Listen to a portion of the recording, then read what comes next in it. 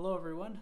In this video, I want to clue you in on my plan to run a sub 2:30 marathon this year.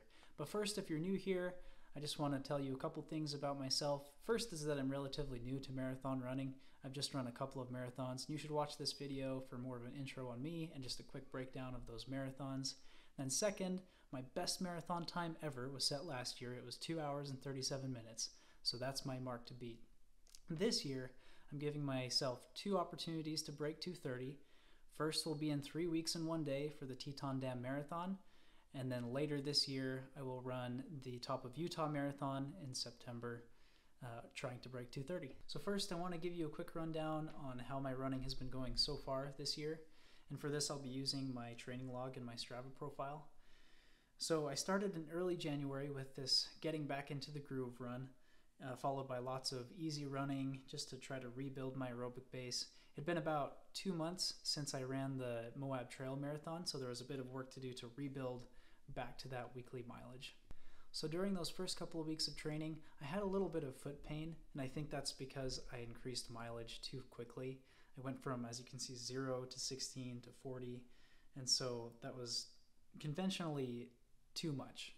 The rule generally is that you should, in a particular week, increase your mileage by no more than 10 to 15% of the miles that you ran in the previous week. So I broke that rule, but I tried to justify it by running lots of trails and easy runs and treadmill runs. It was a risk that I took. I don't recommend it really for anybody. However, I did try to do a couple of speed workouts in those first few weeks just to kind of see where my pace stood and see where I would need to improve. So I did this one on February 11th. It was a fartlek run, 18 miles. I was really happy with the paces I was able to hit on that run. And that gave me enough encouragement to know that, okay, like I might be able to run a personal best this year. At the time, I wasn't really thinking about 2 hours and 30 minutes. Another thing I'll point out in a couple of these weeks is the high number of skipped days. So the excuse there really is that I just wasn't driven enough yet. It wasn't until about a month ago that I realized I might be able to break 2:30 and actually set that goal. And so before that, I was just kind of running whenever I had time. Some days it was a little bit inconvenient, a little bit hard to run, and sometimes I was just tired, and so I skipped those days. So now I'll tell you the story when I started thinking about that 2 hour and 30 minute goal. So about a month ago, on April 15th, I ran a half marathon called the Race to Roby Creek. It's in Boise, Idaho. It's kind of a unique race. The first 9 miles are steady uphill climbing, and then you drop off really quickly for the last 4 miles. And I ended up doing pretty well. I didn't really know what to expect because I had never run the race before. I didn't know the competition, how tight it would be, but I ended up placing 8th out of 2,000, more than 2,000 runners, which was really cool. It's kind of when I started thinking about, maybe I could break 2 hours and 30 minutes this year. Unfortunately, the week after the race, I got pretty sick and had to take off most of that week. But in the past almost 3 weeks since then, I've been back with a passion and have had some of my best sessions ever. Okay, so that's how things have been going. Now let's jump into my plan to break 2:30 over the next 19 weeks. As you start to look at this spreadsheet, you might be wondering, where are the actual details? How come the session details aren't planned for each day? And I take a little bit of a different approach than some people, and that's simply that I don't plan things out too far in advance. And there's a couple of reasons for that, I think.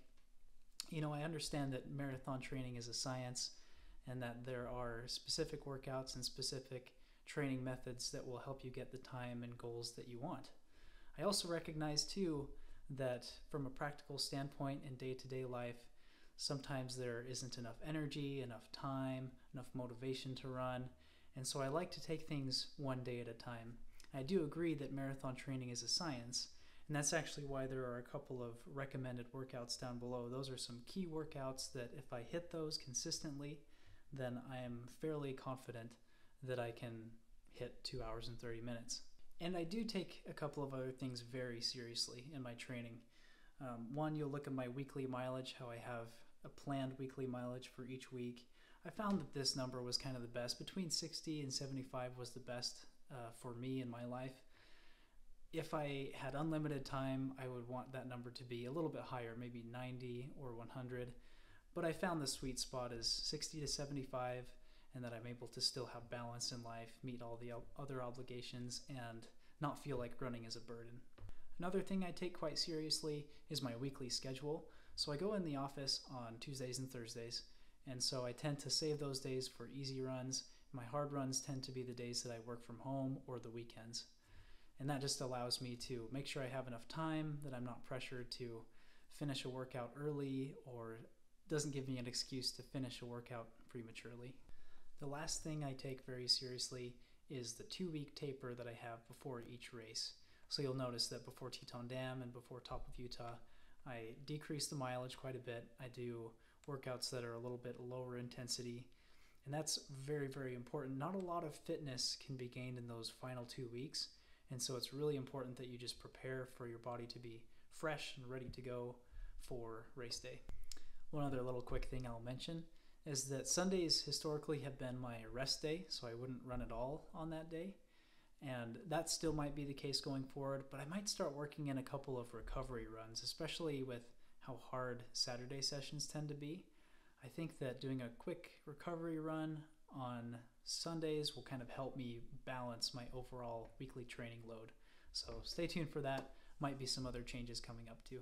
So that's my master plan. I encourage you to like and subscribe if you enjoyed this video. Also stay tuned for the videos that I post every day to update you on my sessions. These are unfiltered snapshots into my training on how the session went, how I'm feeling, and any other thoughts that I might have during that session.